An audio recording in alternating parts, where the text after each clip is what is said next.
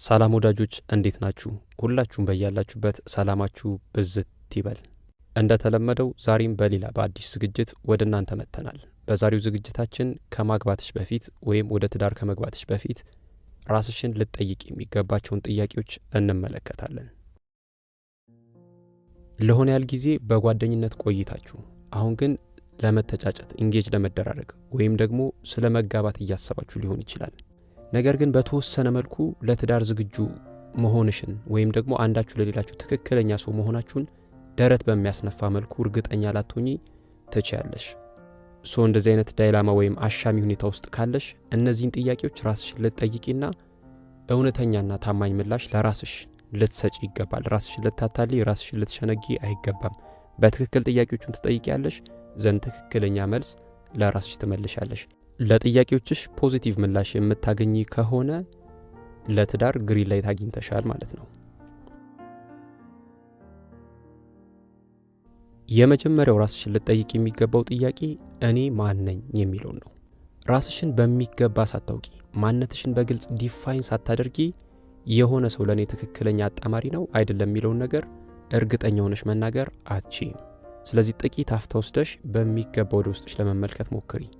አሁን ያለሽ ማንነት በትክክል መሆን የምትፈልጊውን ይመስላል ወይስ የሆነ የሚቀረው ነገር አለ? የሆነ ማስተካከል የሚኖርብሽ ነገር አለ? ያንን ነገር በትክክል ልታጠኚ ይገባል። የማትደራደሪባቸው ነገሮች የትኞቹ ናቸው? በግልጽ ልታውቂ ይገባል። የአጭርና የረጅም ጊዜ እቅዶችሽ ምንድን ናቸው? ለራስሽ የሰጠሽው ቦታ ምን ይመስላል? የምትወጁና የምትጠዩ ነገር ምንድን ነው? ለእነዚህ ነገሮች የምትሰጩ መልስ ጠቅለል ሲደረግ እኔ ማንነኝ የሚለውን ነገር ግልጽ ያደርግልሻል ማለት ነው። ስለዚህ ሌላ ሰው ወደ ህይወትሽ ከማምጣትሽ በፊት ራስሽን ስለ እነዚህ ነገሮች በሚገባ ልትጠይቂና ሀቀኛ መልስ ልትሰጪ ይገባል ማለት ነው። ሌላኛው እየተሻሻልኩ ነው ወይስ እየጠፋው የሚለውን ራስሽን በሚገባ ልትጠይቂ ይገባል። ከፍቅረኛሽ ጋር እስከ ዛሬ በቆያችሁባችሁ ጊዜያት መሻሻልሽ፣ መለወጥሽ፣ ራስሽን ለመቻል የምታደርጊው ጥረት፣ በሁለት እግርሽ ለመቆም መፍጨርጨርሽ፣ እነዚህ ነገሮች ያስደስቱታል ወይስ ይህን ስታደርጊ ደህንነት አይሰማው? በደንብ ራስሽን ልትጠይቂ ይገባል። ከሱ ጋር ስትሆኚ ደህንነት ይሰማሻል ወይስ ሞራልሽን የሚነኩ፣ በራስ መተማመንሽን የሚሸረሽሩ፣ ማንነትሽን የሚያንቋሽሹ ነገሮች ያደርጋል? በትክክል መልስ የሚፈልጉ ጉዳዮች ናቸው። ለእነዚህ ነገሮች ትክክለኛ መልስ መስጠት ካልቻልሽ ወይም ደግሞ ፖዚቲቭ መልስ ካላገኘሽ ነገሮችን እዛ ጋር ገታ ልታደርግ ይገባል ማለት ነው። ሁልጊዜም ሪሌሽንሺፕ ውስጥ ከገባሽ በኋላ እየተሻሻልሽ ነው ወይስ እየጠፋሽ ነው የሚለውን ነገር ቆም ብለሽ ልታጤኚ ይገባል። ሶስተኛው በህይወቴ ደስተኛ ነኝ ብለሽ ራስሽን መጠየቅ ይኖርብሻል። የህይወት አጋር ማፈላለግና የሆነ ሰው ወደ ህይወትሽ መጥቶ ደስተኛ እንዲያደርግሽ መጠበቅ ሁለት ፍጹም የተለያዩ ነገሮች ናቸው። አንድ ጊዜ ወደ ፍቅር ግንኙነት ወይም ወደ ሪሌሽንሺፕ ከገባሽ በኋላ በዛ ግንኙነት ደስተኛ አለመሆን ሌሎች የህይወት ክፍሎችሽንም እንደሚበጠብጥ በፍጹም መርሳት የለብሽም። ነገር ግን ብዙ ጊዜ አለመግባባት በመከሰቱ ወይም ደግሞ ጭቅጭቅ በመብዛቱ ምክንያት ግንኙነትሽን እዛው ጋር አቁመሽ ውጪ ማለት አይደለም።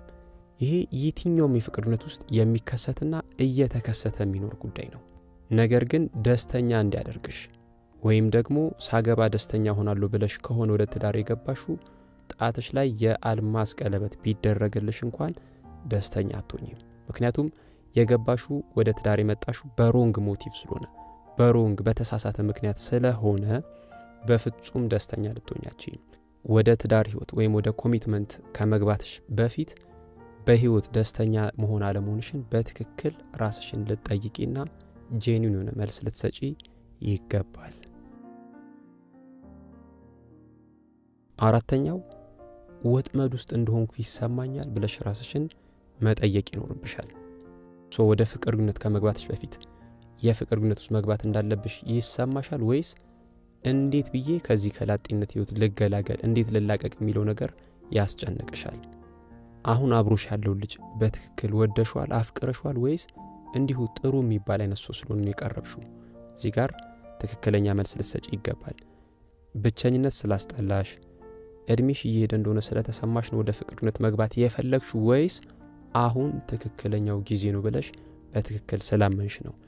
እነዚህ ነገሮች በተደጋጋሚ ራስሽን ልትጠይቂና እውነተኛ ምላሽ ልትሰጪ ይገባል ማለት ነው። 5ኛው ግንኙነታችሁ ሚዛኑን የጠበቀ ነው። በፍቅርነታችሁ ውስጥ በምታደርጓቸው መደጋገፎች፣ በምታደርጓቸው ጥረቶች፣ በምታደርጓቸው እንክብካቤዎች፣ ዋጋ መከፋፈሎች ውስጥ ሁለታችሁም ተመሳሳይ ገጽ ላይ ተመሳሳይ ቦታ ላይ ናችሁ ወይስ የሆነ ፊትና ኋላ ሆናችኋል? እዚህ ጋር የፍቅር ግንኙነት ነገሮችን 50-50 የምትጋሩበት እንጂ ወደ አንድ ወገን ያጋደለ በፍጹም መሆን የለበትም። የፍቅር ግንኙነታችሁ ሚዛናዊ ካልመሰለሽ ወደ ትዳር ስለመግባት ወደ ኮሚትድ ሪሌሽንሺፕ ስለመግባት በፍጹም ማሰብ የለብሽም።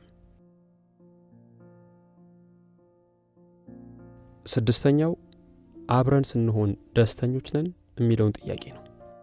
አሁን ብዙ ጊዜ በየካፌው በየመዝናኛ ቦታው ጥንዶች ወይም ባለትዳሮች ይመጡና መኮራረፋቸውን በሚያሳብቅ መልኩ ወይም ደግሞ ፈጽሞ እንደማይታወቅ ሰው ተዘጋግተው ሲቀመጡ የሆነ አስቀያሚ አይነት ስሜት የሆነ የሚያስጠላ አይነት ስሜት ወይም የሚያስጠላ አይነት ድባብ እዛ ጋር እንደተፈጠረ ይገባሻል። ይሄንን ጀስት በማየት ብቻ እንኳን ትረጃለሽ።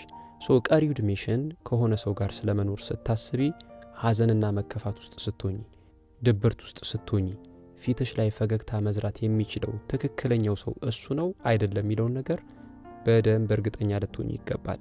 ወይም ደግሞ የሐዘንሽ የመከፋትሽ ምክንያት የሚሆነው ሰው ያ ነው አይደለም የሚለውን በትክክል ልትመረምሪ ልትፈትሺ ይገባል። ሌላው ተነጣጥለን ደስተኞች ነን የሚለውን ጥያቄ ነው። ለብቻሽ የሆነ ጊዜ ማሳለፍ፣ ለብቻሽ ደስተኛ መሆን የምትችይበት ሁኔታ ውስጥ ካለሽ ይሄ ጠንካራና ጤነኛ የፍቅር ግንኙነት ውስጥ የመሆንሽ ማሳያ ምልክት ነው። ስለዚህ የፍቅር አጋርሽ የብቻሽን ጊዜ እንድታሳልፊ ፈቃደኛ ነው የሚለውን መጠየቅ ይኖርብሻል።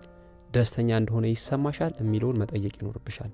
ለነዚህ ጥያቄዎች የሰጠሽው ምላሽ አይደለም የሚል ከሆነ ግን ቀጥሎ ምን ማድረግ እንዳለብሽ ከራስሽ ጋር በደንብ ልትማከሪ ይገባል።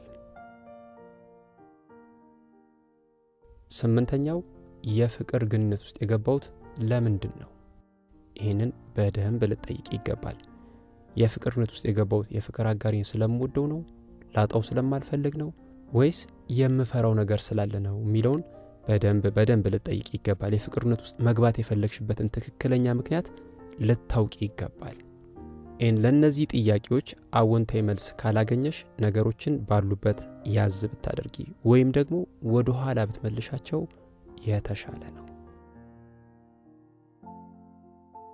የመጨረሻው ተመሳሳይ አቅጣጫ እየተመለከትን ነው፣ ተመሳሳይ አቅጣጫ እየሄድን ነው፣ እየተጓዝን ነው የሚለውን በደንብ መጠየቅ ይኖርብሻል። አንዳንድ ጥንዶች ስለ ሃይማኖት፣ ስለ ፖለቲካ አቋም፣ ስለ ልጆች አስተዳደግ፣ ስለ ልጆች ብዛት በግልጽ ሳይነጋገሩ ሁሉም ነገር በራሱ ጊዜ መልክ ይዛል፣ በራሱ ጊዜ ቦታውን ይዛል ብለው ወደ ትዳር ይገባሉ። ነገር ግን ወደ ትዳር ከገቡ በኋላ ነገሮች እንዳሰቡት ቦታቸውን አለመያዛቸውን ሲመለከቱ ሁለቱም ወይም ደግሞ ከሁለት አንዱ በከፍተኛ ሁኔታ ለጉዳትና ለስብራት ሲዳረጉ እንመለከታለን። ስለዚህ በህይወት ወደ ተመሳሳይ አቅጣጫ የምትሄዱና የምትመለከቱ አብራችሁ የምታድጉና የምትደጋገፉ ጥንዶች መሆናችሁን ራስሽን በሚገባ ልትጠይቂ ይገባል።